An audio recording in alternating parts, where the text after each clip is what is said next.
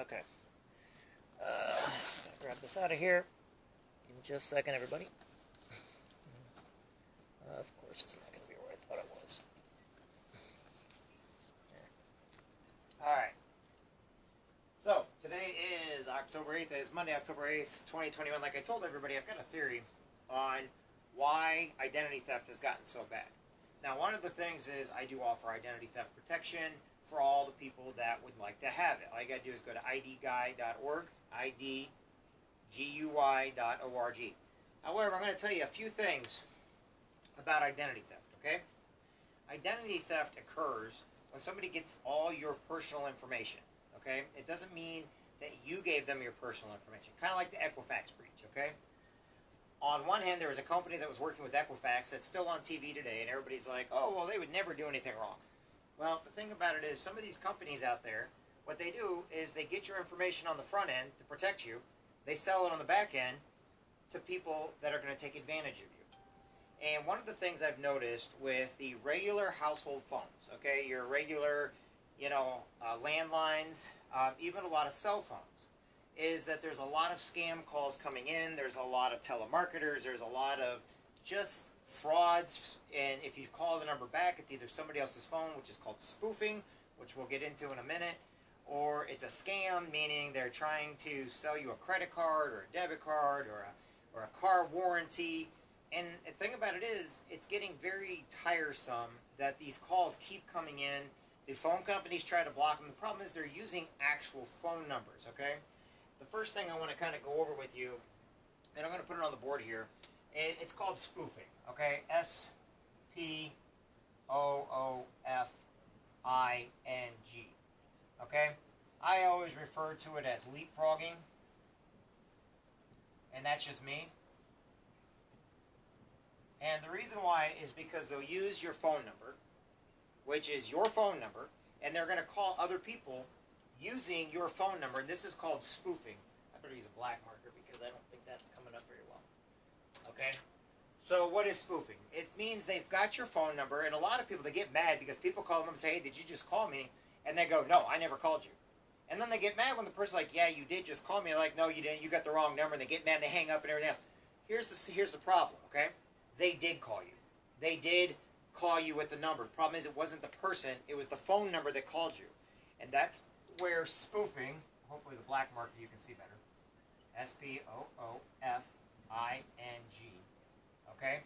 That's where spoofing comes into play. Alright? That means they called your number, they have your number.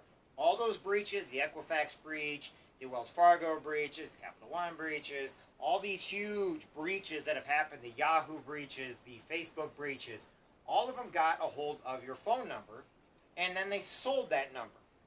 And they sold it over and over and over again. Everybody's like, yeah, but how is that a theory, or why is that? Well, I'm trying to explain to you first what's going on before I tell you why I think this is going on. However, once your information is sold, you're never going to get it back, okay? Now, companies like mine will do whatever it takes for as long as it takes to put you back to pre-theft condition, but there's not a company alive, if they tell you, oh, we'll get all your information back, it'll never be used again, they're lying to you. The reason why, it's like anything else. Once your information is out there, it's sold hundreds, if not thousands of times, and all the people coming across the border, they're buying. You always ask, why did it cost them $2,000, $10,000 to get into the United States?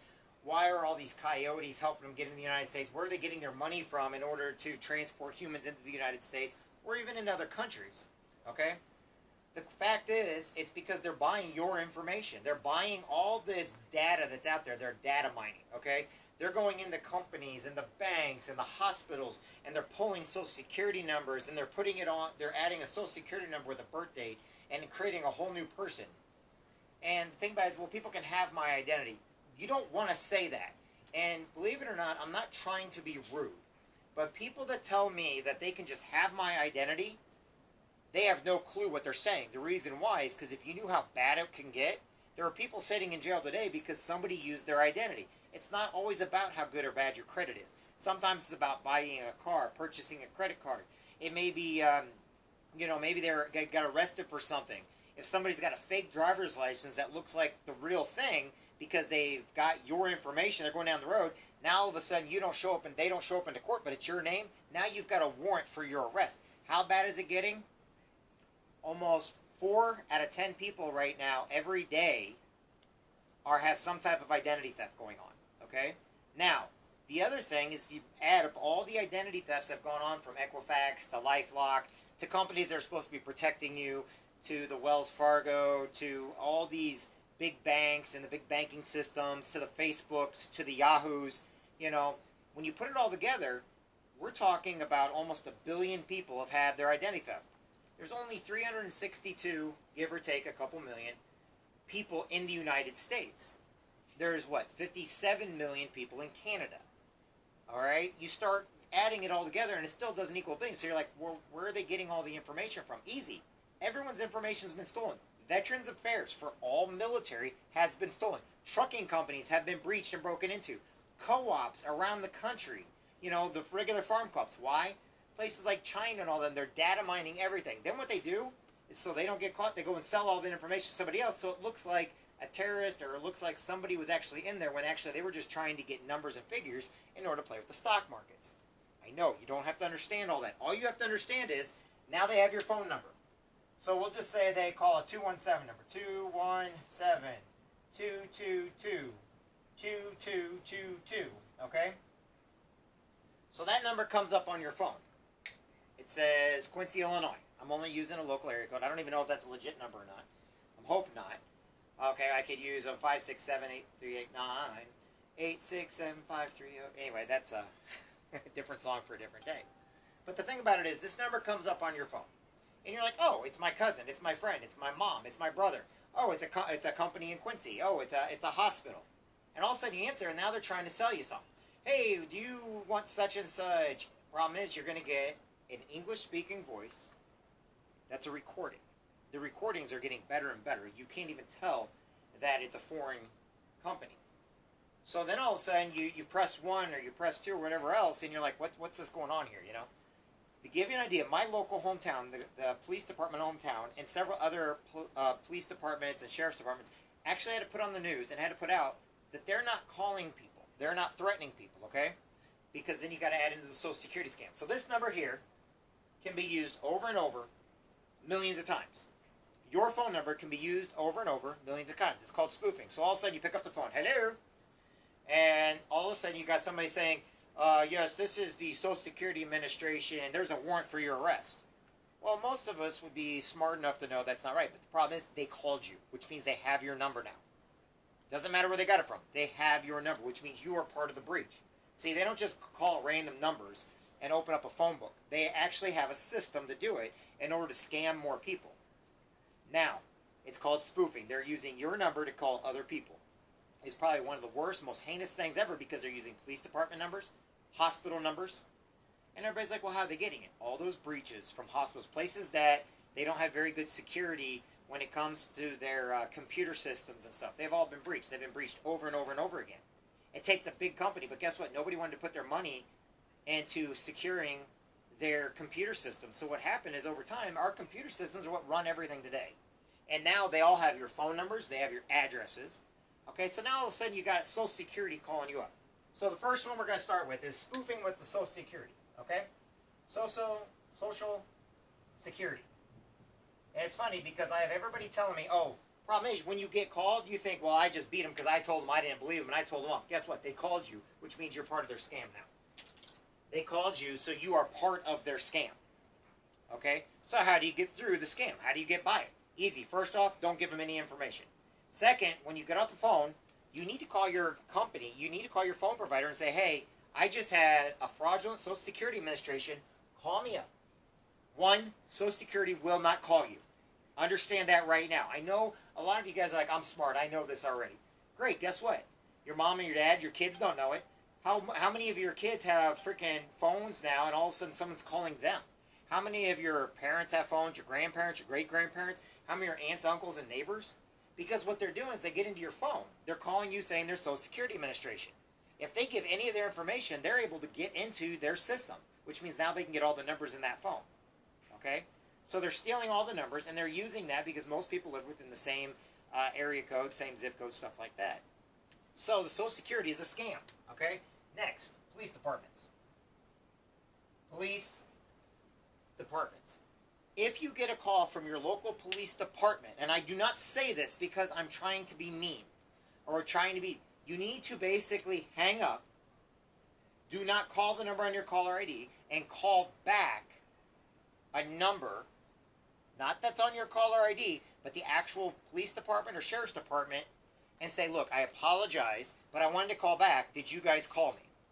The reason why is 98% of the time, no one called you from the police department. They're using numbers. They've usually got a couple numbers. They're calling you, trying to scam you. But it's not your police department. It's not your sheriff's department. So the police are not calling you. So check mark Social Security, they're not calling you. The police department is not calling you. Why are they not calling you? Because it's a scam. And if you don't let your friends know that these are scams, problem is you're going to keep getting these calls over and over again. First they're going to call you with Social Security. Then they're going to call you with the police department. Next, they're going to call you with, now I'm sure everybody's had this at least once or twice a day in some cases, and it's actually the same scam. The car warranty scam, okay? Here's just it. There is nobody looking to try to renew your car warranty. You have insurance on your car. If you're worried about a car warranty, call over to the dealership you got your car at. I promise you, the salespeople will help you out to get a good warranty on your vehicle. No one's going to call you about a warranty. And if they do, you need to hang up, and then find out who they are and call it back and watch what's happening. What's going to happen is you're going to call somebody that didn't even know they called you. Why? Once again, it goes back up to they spoof that person's number. The car warranty scams have over 1 million different numbers in their database to call and use, and they're going to keep calling you over and over and over again. The thing about it is, car warranty scams are just that. Car warranty are scams. Okay? These things here are all scams. Now, they're using your number to call other people just like they're using other people's number to call you. And you know what's really funny? If you want to know something great, I know people have a hard time with dealerships and stuff like that. But if you call over to a dealership and ask them, hey, I was looking at my warranty, can you look it up? I bet you anything, wherever you got your car from, they will help you out. You know why? Because every single person I've ever known to ever sell me a car was actually pretty much honest and legit and actually wanted to help me out because they want me to buy another one from them later on. And you want to know something? They're probably some of the nicest people. But if you get these people on the phone, they'll tell you they will actually be rude to you. They will actually be rude to you. They'll tell you you have to do it. They're going to ask you your make and model of your car. Here's just it. A make and model of your car is not private information. The VIN number is private information. The VIN numbers also should be on the engine block. But the make and model, me personally, I'll tell you exactly what I drive right now. I drive a 2011 Jeep Wrangler 4-door, green. Guess what? That's not private information. Most of us probably have a picture of our car somewhere on our Facebook, social media page, or, it's been in the news somewhere just because it looks pretty cool. But here's what I'm trying to tell you right now. When they tell you, can you verify your make and model of your car? Lie to them. Tell them you have a 2021 Volvo Semi. Or tell them you've got a Tesla electric semi truck or something. They're going to hang up on you. You know why? Because they're fibbing to you. They're lying to you. They're trying to get you to give them information. Once you give them information, they then take that information and they'll call you back later. If you give out any of your information, you can even do a little trick. Now, I'm going all over the place here because all this is one big scam. If you give them your name, tell them, no, that's not my name. I always tell them my name is Chesty Polar. Okay? Or I tell them that I'm Admiral Nimitz. Or I'll tell them that I am SpongeBob. And it's really funny because people in other countries do not understand that SpongeBob is a character on TV. I mean, they do, but they don't always register, but they'll put it in. But I'll tell them I'll like change up. I'll tell them that my name's Patrick Bob. Or I'll tell them that my name is Patrick Star. Something that is is a complete joke. What's funny is the car warranty scam will then call back and think there's a Social Security scam, and they're going to call you Patrick Star, or they're going to call you Chesty Polar. And you're like, wait a minute, I gave that to a different company. And you can start following the scams. You can start seeing that they're all originating from the same areas. Okay? The next big scam that a lot of people are taken for is the college loan scam. Okay? The college loan scam. The college loan scam works basically as the car scam does. In fact, it's the exact same thing. They change up the numbers. Press 1 if it's over $5,000. Press 2 if it's over $10,000. Press 3 if it's under $5,000. The reason why is if you push 3, it's not enough for them to even waste their time with.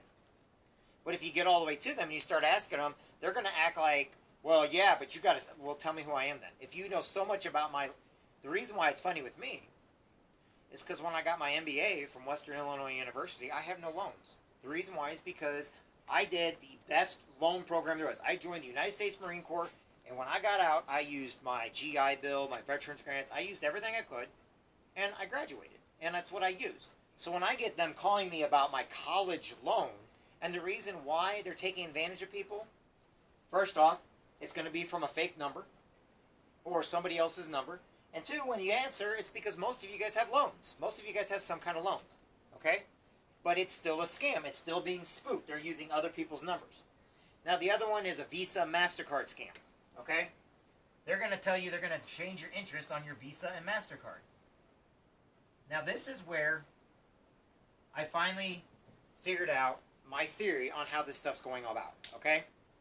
And the reason why I wanted to get into here is this is the reason why you also need to know that if my theory ends up being holding true and holds water, then we're in a lot more trouble than we thought, okay? And the reason why is the Visa MasterCard scam, one of the things that all these will have in common, there is one thing that these will all have in common. One, a person is foreign, okay? They are foreign and they're from a different country. The other thing that's in common is the number's been spoofed. They're using different numbers to keep calling you up. The problem is, even when you tell them no, I better put in one more scam too. The medical, Medicare, Medicaid, those are scams also. And usually they're targeting people that are above 60 years old. Okay? Problem is, those are scams also. And they're calling, once again, from a spoofed number. So if you hang up on them and you call that number back, it's not going to be that person. It's not even going to be that company. It's going to be somebody local, and they're like, what? I'm going to tell you this right now. I had one of my uncles owns a business in my hometown. Okay, to let you know how spoofing is. And it came up, my uncle's business, great business, been around for almost 70 years now, I think 75 years. But they use the same number.